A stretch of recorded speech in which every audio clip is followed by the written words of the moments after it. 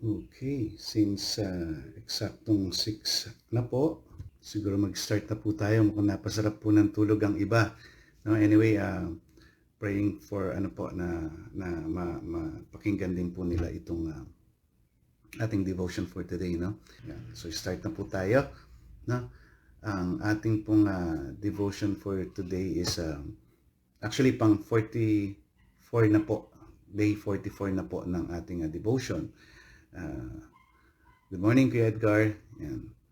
So, ang ating pong topic for today is nasa Book of Exodus, chapter 18,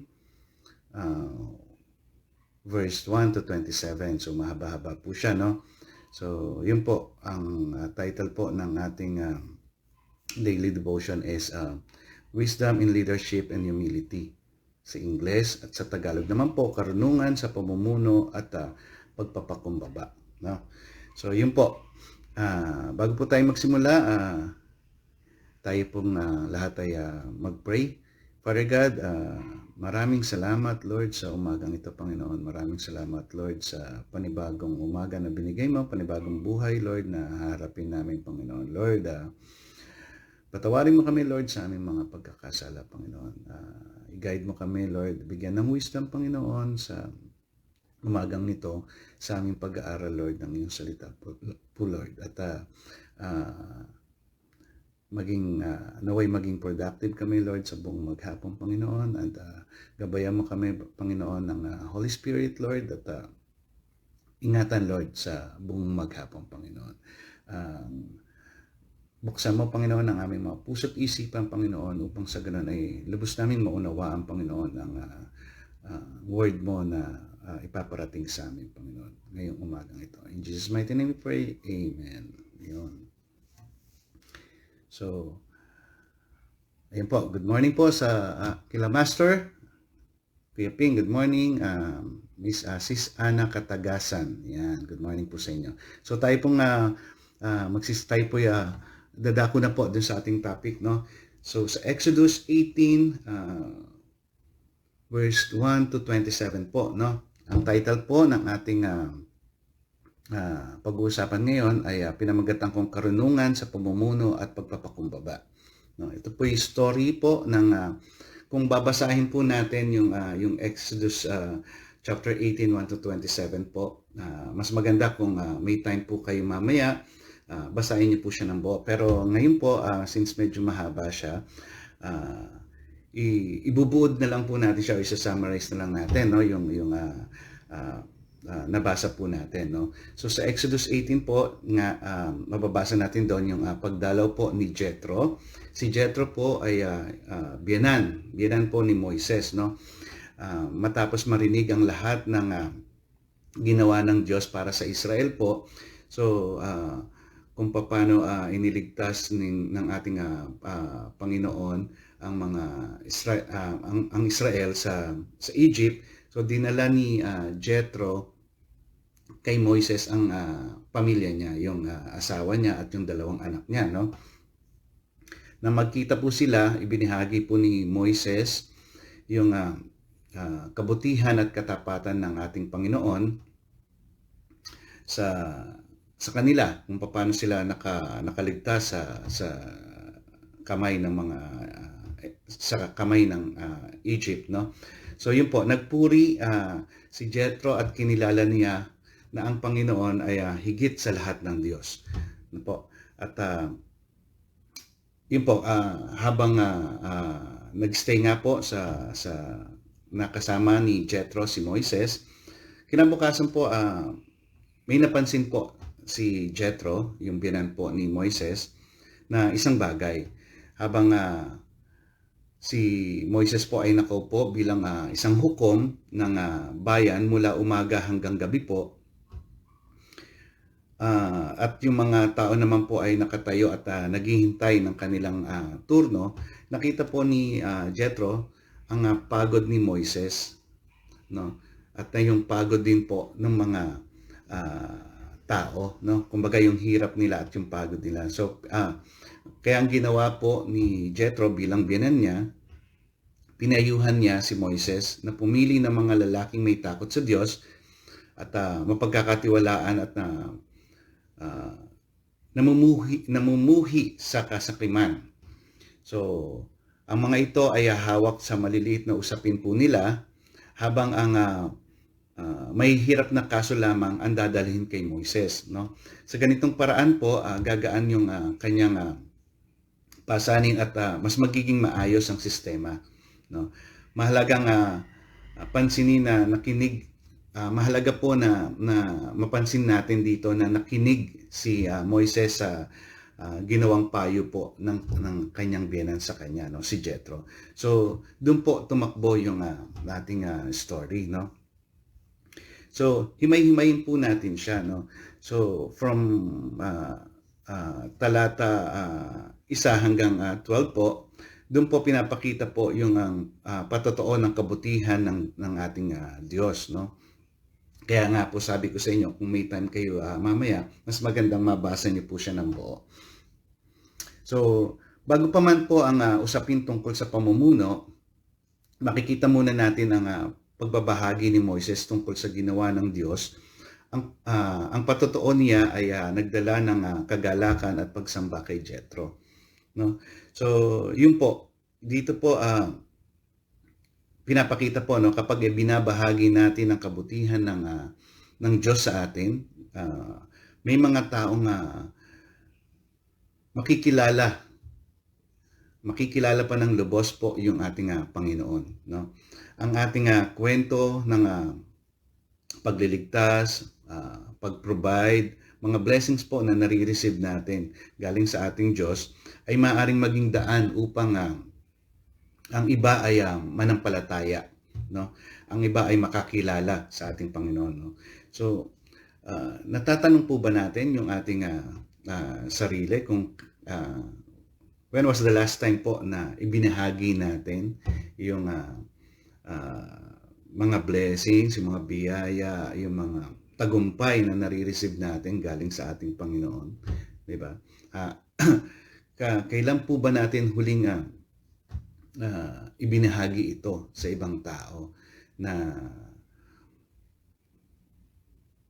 alam naman natin na yung mga pag-share natin na yon ng blessing sa atin ni Lord o maaring makapagdulot po, no, ng mas matibay na pananampalataya ng iba, di ba? So, yun po, doon po sa talata 1 hanggang 12 po, pinakita po doon kung paano po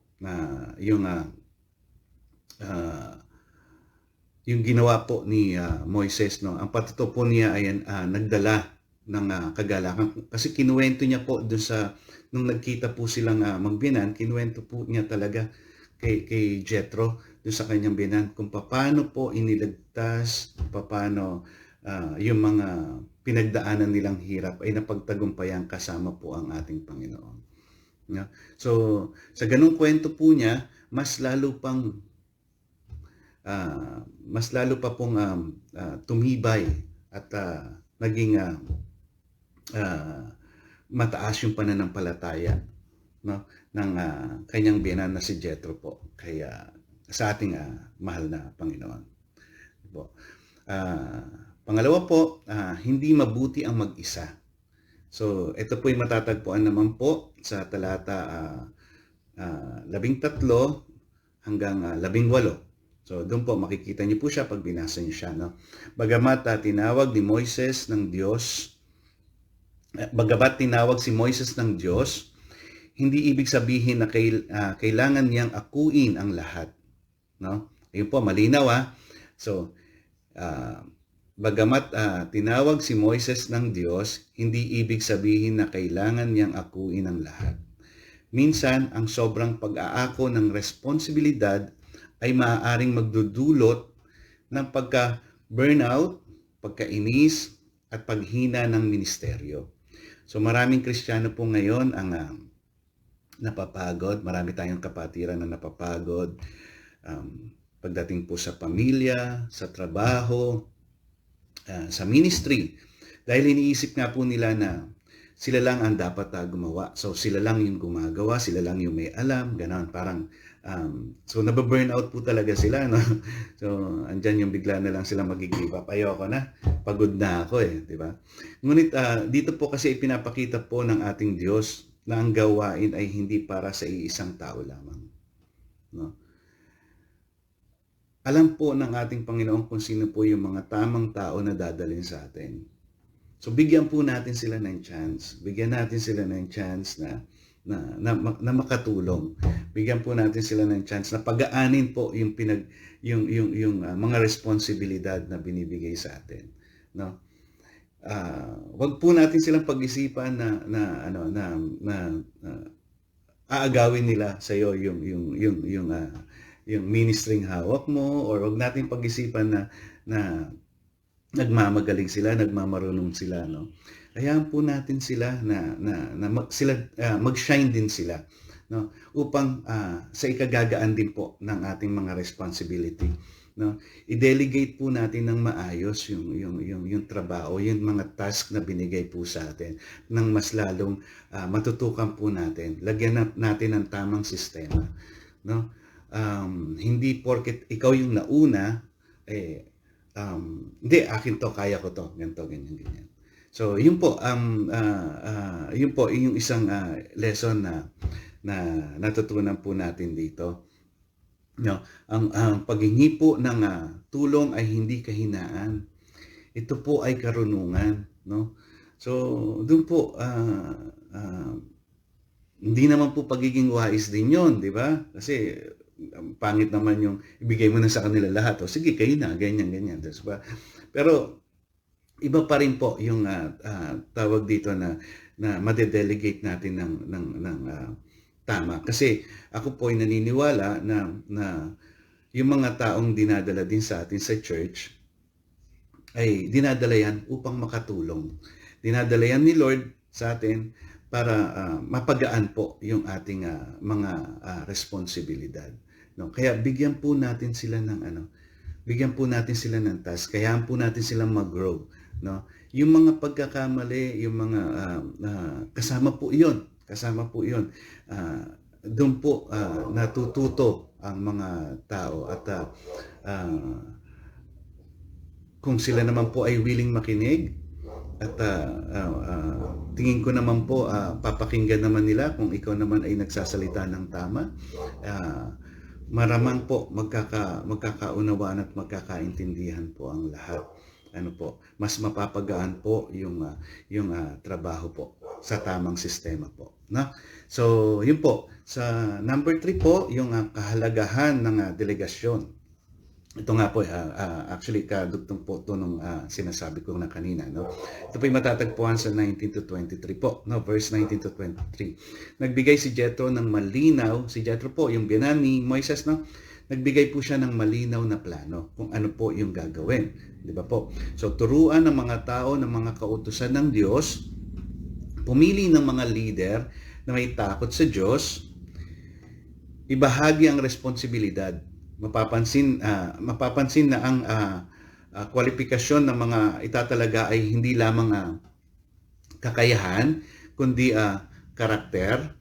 So, yun po, ang mga qualifications po is may kakayahan, karakter, may takot sa Diyos, no? At higit sa lahat po, mapagkakatiwalahan at tapat. Yun po. So, yun po yung mga karakter na dapat na pinipili po natin